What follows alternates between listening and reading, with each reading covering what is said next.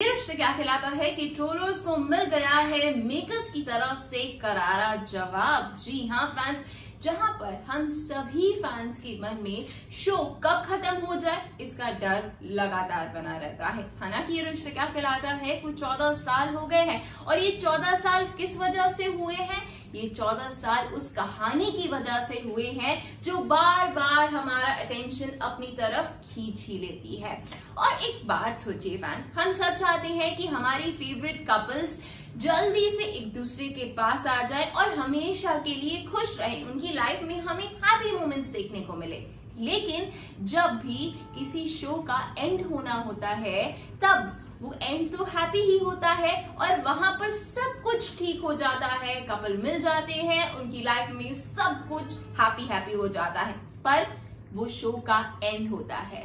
तो क्या हम चाहते हैं या क्या हम देख सकते हैं ये रिश्ता क्या कहलाता है का दी एंड होते हुए? तो हम सबका सबसे पहला जवाब यही होगा कि नहीं। तो ये रिश्ता क्या कहलाता है कि जो अभी की कहानी हमें देखने को मिल रही है, एक्चुअली इस कहानी पर काफी सारी ट्रोलिंग हो रही है, इतनी सारी ट्रोलिंग हो रही है कि अब इन ट्रोलर्स को करारा जवाब दे दिया है ये रिश्ता क्या कहलाता है कि राइटर ने, उन राइटर ने जिन्होंने अभिनव का कैरेक्टर लिखा और ये रिश्ता क्या कहलाता है को बंद होने से बचाया है। क्योंकि कुछ ही टाइम पहले राजन शाही सर ने हमसे बात शेयर की थी कि ये रिश्ता क्या कहलाता है कि टीआरपी की वजह से वो लोग प्लान कर रहे थे कि शो को कुछ टाइम में ऑफ एयर कर दिया जाए, लेकिन जब इतने दिल से जुड़ा हुआ शो 14 साल चला तो उसे एक मौका और देना तो बनता था और उसी मौके ने ये रिश्ता क्या कहलाता है को फिर से ऑफ एयर होने से बचाया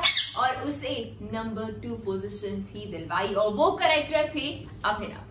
तो अब जो जवाब मेकर्स ने ट्रोलर्स को दिया है चलिए उसको भी सुन लेते हैं। हाल ही में रिश्ता क्या कहलाता है कि राइटर ने सोशल मीडिया पर एक पोस्ट शेयर किया, ये है वो पोस्ट। इस पोस्ट में उनका ट्रोलर से सिर्फ और सिर्फ यही कहना था कि जब भी वो स्टोरी लिखते हैं तब वो स्टोरी ऑडियंस के लिए लिखते हैं, किसी भी एक्टर या एक्ट्रेस के फैंस के लिए नहीं लिखते हैं। और अगर हम स्टोरी में कुछ ऐसा देखें जो बिल्कुल जेनेरिक हो, जो मेरी या आपकी लाइफ में हम रोज करते हैं, जैसे कि किसी ने कपड़े पहने, शूज पहने और वो वहीं का वहीं टिका रहा, तो क्या आप उस शो को देखेंगे? क्या मैं उस शो को देखूंगी? तो हमारा जवाब होगा शायद नहीं, क्योंकि हम नहीं तो नहीं कह सकते क्योंकि रिश्ता क्या कहलाता है हमारा इतना फेवरेट जो है। अगर हम डेली यही देखते रहेंगे तो डेफिनेटली बोर हो जाएंगे, राइट फ्रेंड्स? तो अब इसी तरह से मेकर्स का सिर्फ यही कहना था कि कहानी में नई नई चीजें लेकर आना और ऐसी चीजें ऐड ऑन करना जो कि हमारी या आपकी जिंदगी में नहीं होती है, वही शो को इंटरेस्टिंग बनाती है, वही शो की कहानी को इंट्रीगिंग बनाती है और हमारी क्यूरियोसिटी लेवल बढ़ाती है। और कहीं ना कहीं इनके काफी सारे फैक्टर्स भी होते हैं जिस पर ये शो की कहानी डिपेंड करती है, जैसे कि एक्सीडेंट हो गया, डाइवोर्स हो गया, किसी का किसी और से शादी कर लेना या फिर किसी कैरेक्टर की एग्जिट हो जाना। आप खुद सोचिए, एग्जाम्पल के जरिए बताती हूँ कि अगर आपकी लाइफ एक नॉर्मल चल रही है और आपको सडनली एक इंसिडेंट सुनाई दिया कि किसी का एक्सीडेंट हो गया है या किसी के बीच में झगड़ा हो गया है, तो आप फट से भागे भागे जाएंगे और उस सिचुएशन को अपनी आंखों से विटनेस करना चाहेंगे। लेकिन वही दूसरी तरफ अगर आपके सामने ये आया कि एक कपल जो है वो प्यारे अपने फैमिली मोमेंट्स एंजॉय कर रहे हैं और एक दूसरे के साथ आइसक्रीम खा रहे हैं, तो क्या आप उसे देखने जाएंगे या फिर क्या आपकी क्यूरियोसिटी लेवल आपको उस मोमेंट की तरफ खींच कर लेकर जाएगी? नहीं, क्योंकि वो तो हमारी लाइफ में भी हो रहा है।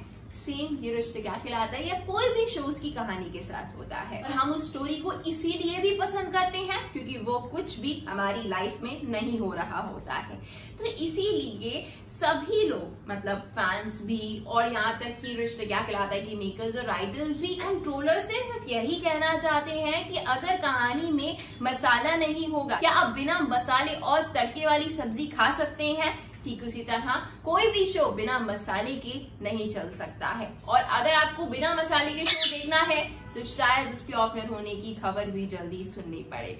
तो अगर आप चाहते हैं कि ये रिश्ता क्या कहलाता है कभी भी ऑफर ना हो, तो हमें ये रिश्ता क्या कहलाता है में आने वाले ट्विस्ट एंड टर्न्स को, मसालेदार ट्विस्ट एंड टर्न्स को एंजॉय करना चाहिए। तो यही कहना है मेकर्स का और राइटर्स का कि हमें ये रिश्ता क्या कहलाता है की कहानी को इसी तरह से देखना चाहिए और आगे जो इंटरेस्टिंग ट्विस्ट एंड टर्न्स आ रहे हैं जो कि वो हम सब ऑडियंस के लिए ही लिख रहे हैं, उसे एंजॉय करना चाहिए। अब आपका क्या रिएक्शन है? क्या आपके अकॉर्डिंग भी ये जो राइटर्स की तरफ से हम सब के लिए एक मैसेज था ये बिल्कुल परफेक्ट था या इसमें कुछ और चेंजेस होने चाहिए? जल्दी से अपनी राय कमेंट बॉक्स में शेयर कर दीजिए। इसी तरह की हर एक लेटेस्ट अपडेट्स के लिए टेलीमॉम को सब्सक्राइब करना बिल्कुल ना भूलिए।